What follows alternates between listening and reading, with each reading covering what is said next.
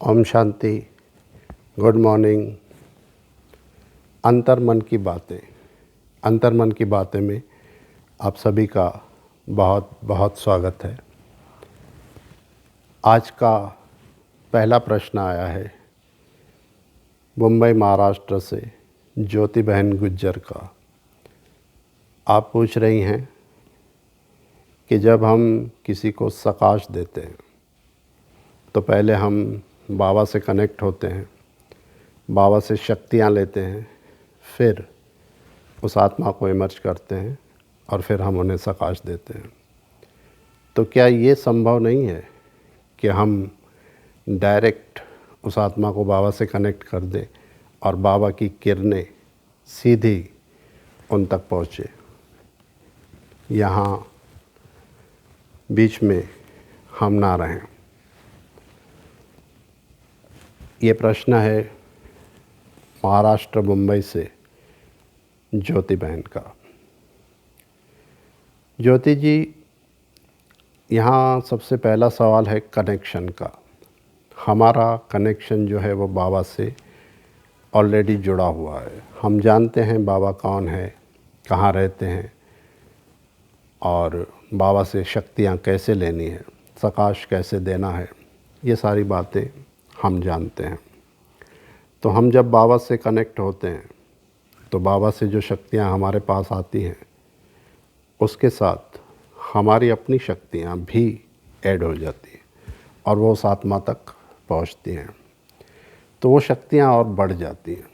मानो आधा घंटा, 1 घंटा मैं किसी को सकाश दे रहा हूँ तो मैंने जो समय बाबा से पहले कनेक्ट होने में लगा 5 मिनट 10 मिनट, उसके बाद जब मैं कनेक्ट हो गया तो पहले वो शक्तियाँ, वो किरणें मेरे अंदर आई, मैं शक्तिशाली हो गया और शक्तिशाली हो गया और फिर मैंने उस आत्मा को सकाश दी तो वो और पावरफुल हो गए, मेरे वाइब्रेशन और ज़्यादा पावरफुल हो गए।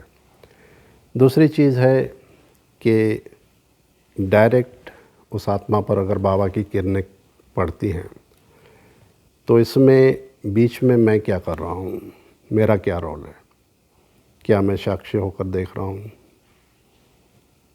साक्षी होकर देखकर मैं क्या करूँगा?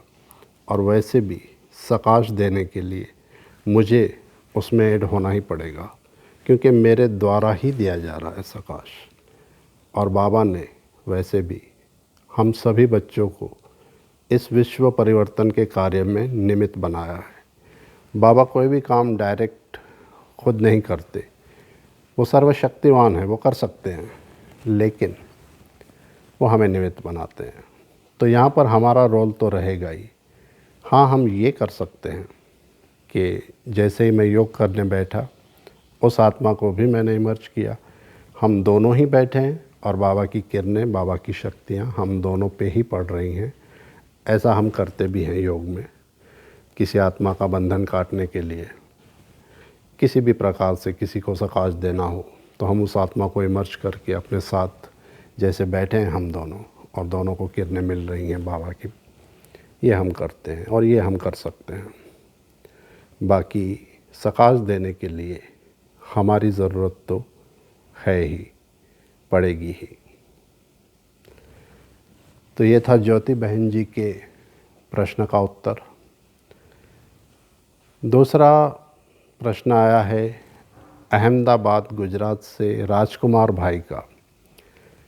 आप पूछ रहे हैं कि मैं जब योग में बैठता हूँ, जब मैं योग करता हूँ तो उस समय थॉट बहुत चलते हैं। वैसे भी दिन भर थॉट तो चलते रहते हैं, लेकिन योग में उसकी स्पीड बढ़ जाती है। तो वो जो निरसंकल्प अवस्था है उसका अनुभव मैंने कभी नहीं किया। तो ये मैं कैसे करूं कि योग में मेरे थॉट ना चलें और वो निरसंकल्प अवस्था आ जाए? ये प्रश्न है गुजरात अहमदाबाद से राजकुमार भाई का। योग में निरसंकल्प अवस्था ये एक बहुत बड़ी, बहुत ऊंची पोजीशन है। इसे हम योग की लास्ट स्टेज कह सकते हैं, अंतिम अवस्था कह सकते हैं। मेरे इसी चैनल पर योग और याद में क्या अंतर है, उस क्लास में मैंने ये बताया है कि योग की कितनी स्टेज होती है। आप वो क्लास ज़रूर सुनें। दूसरा, आपके प्रश्न का उत्तर ये है कि थॉट बिल्कुल ज़ीरो होना मुश्किल है। कम से कम अभी इस समय हमारी अवस्था ऐसी नहीं हुई है, तो थॉट तो आएंगे। जैसे मेरा थॉट ना चले, मुझे कोई विचार ना आए, ये भी एक विचार है। जैसे परम धाम को हम एक्यूरेट इमर्ज नहीं कर सकते, हमारे कुछ न कुछ हम विजुलाइज करते हैं। हमने जो सुना है, जो थोड़ा बहुत अनुभव किया है योग में, तो हम विजुलाइज करते हैं। तो ये भी एक विचार है। हाँ, योग के दरमियान ऐसा हो सकता है कि मेरे थॉट स्लो हो जाएं और जो 2-4 थॉट चल रहे हैं वो बाबा के हों, सिर्फ बाबा की याद के हों, बाबा को मैं फील कर रहा हूँ, ये भी एक विचार है और ये चलेगा। बाकी योग में 3 अवस्थाएं होती हैं। ये मैंने याद और योग के में क्या अंतर है उसमें बताया है। योग की पहली अवस्था है, मैं योग करने जा रहा हूँ, 1 घंटा मैं योग करने बैठा, मैं योग करके वापस आया। इस तीनों सिचुएशन में मैं यानी देह का भान था। योग की दूसरी अवस्था है, मैं योग करने जा रहा हूँ, आधा घंटा 1 घंटा मैं योग करने बैठा और फिर मैं योग करके वापस आ रहा हूँ। लेकिन इस आधे घंटे से 1 घंटे के दरमियान कोई 2 मिनट 5 मिनट ऐसे आ गए कि मैं बाबा से कनेक्ट हो गया, यानी मैं संपूर्ण रीत से आत्मिक स्थिति में स्थित हो गया। तो ये जो 2 मिनट का समय है, हम इसे योग कहेंगे। ये योग की दूसरी अवस्था है। अगर ऐसा अनुभव हो जाए तो इसे बढ़ाया जा सकता है। इसे 5 मिनट से 10 मिनट, 15 मिनट, आधा घंटा किया जा सकता है।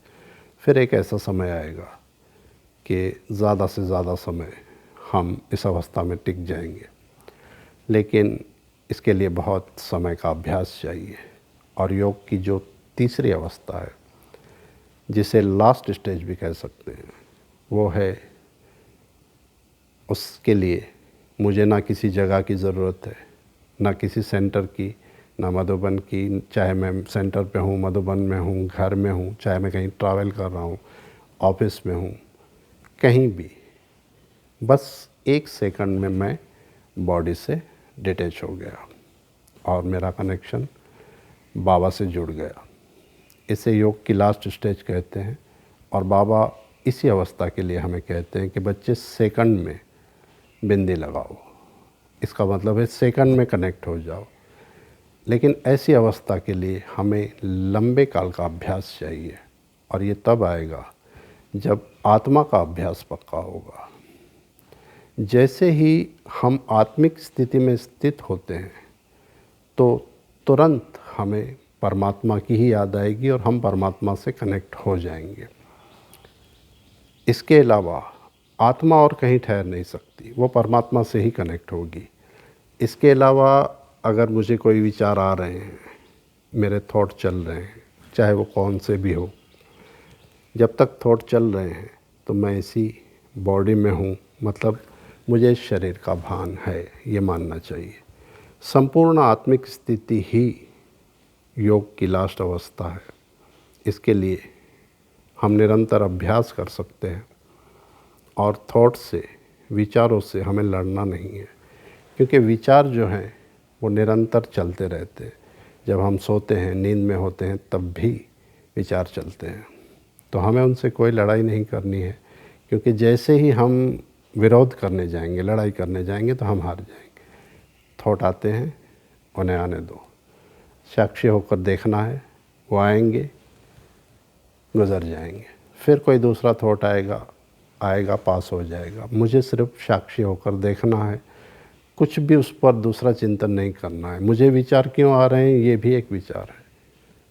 तो बस योग में बैठना है शांति से और प्रयास करना है कि मैं आत्मिक स्थिति में स्थित हो जाऊं, और उसके लिए आत्मा का अभ्यास हमें बहुत बढ़ाना होगा। तो ये थे आज के प्रश्नों के उत्तर। अंतर्मन की बातें में आप भी प्रश्न कर सकते हैं। अंतर्मन की बातें में प्रश्न करने के लिए आप सबसे पहले लिखें अंतर्मन की बातें, अपना नाम, अपने शहर का नाम और मुझे भेज दें, और अपना प्रश्न, और मुझे भेज दें 9767447965 पर। मैं आपके सभी प्रश्नों के उत्तर देने का पूरा प्रयास करूँगा। अच्छा, ओम शांति।